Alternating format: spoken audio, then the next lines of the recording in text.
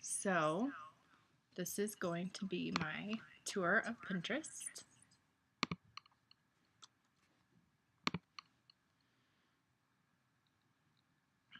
So when you come on Pinterest, you can just see this is my homepage. And some of these are people that I've followed, and others of these are things that Pinterest has decided I would be interested in. If you go here, this is my page, and I have my followers, people I'm following. You can see my boards, you can see the pins, you can see the things that I've liked.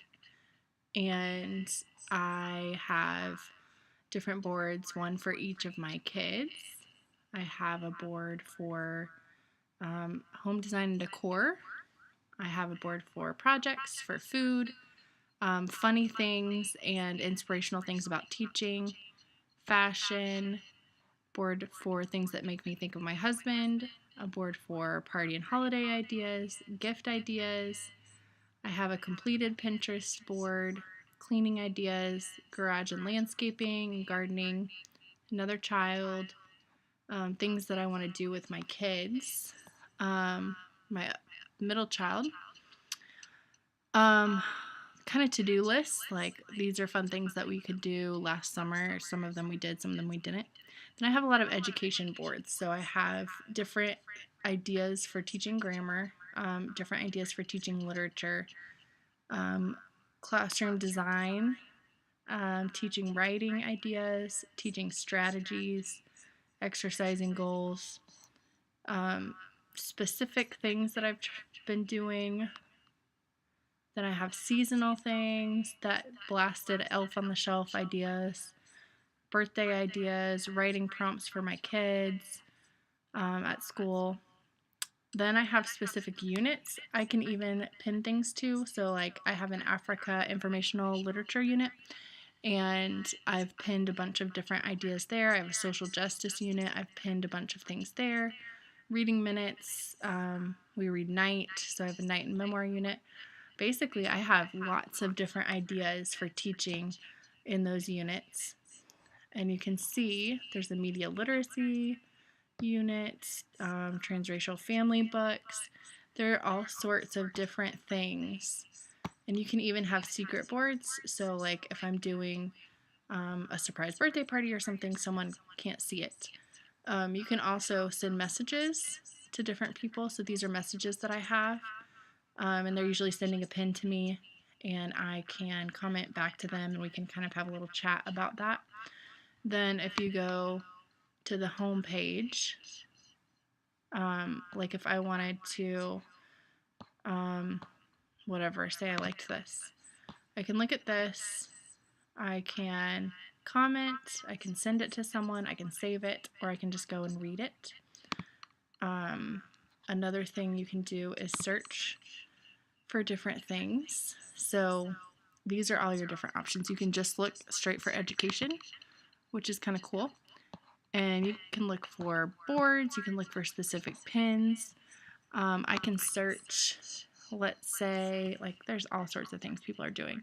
So today's March 14th, Pi Day education activities. And you got all sorts of different Pi Day ideas.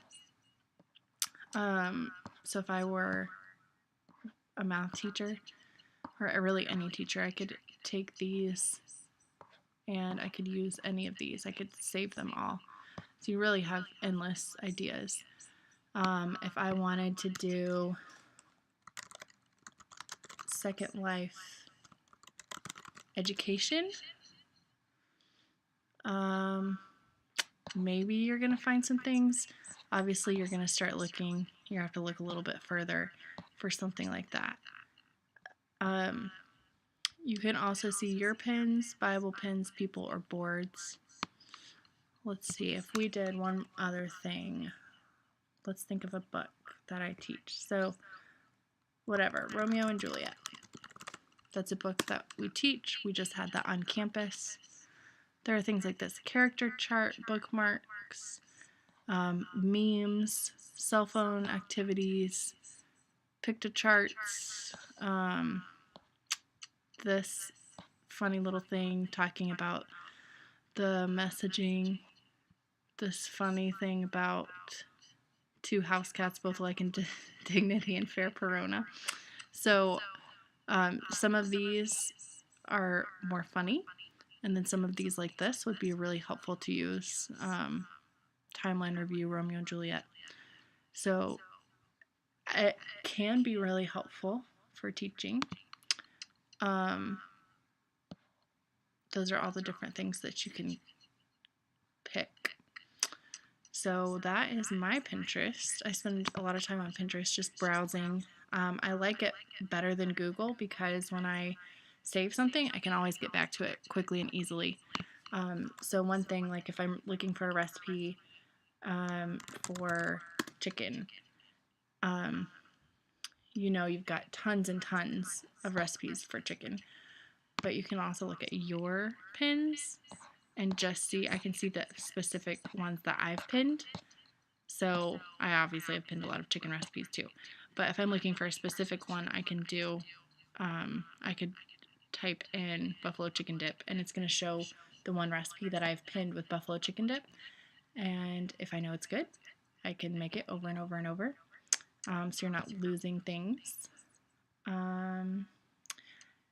The shopping, I haven't really used much. I don't usually use it to shop, but I know that some people do, especially from their fashion boards.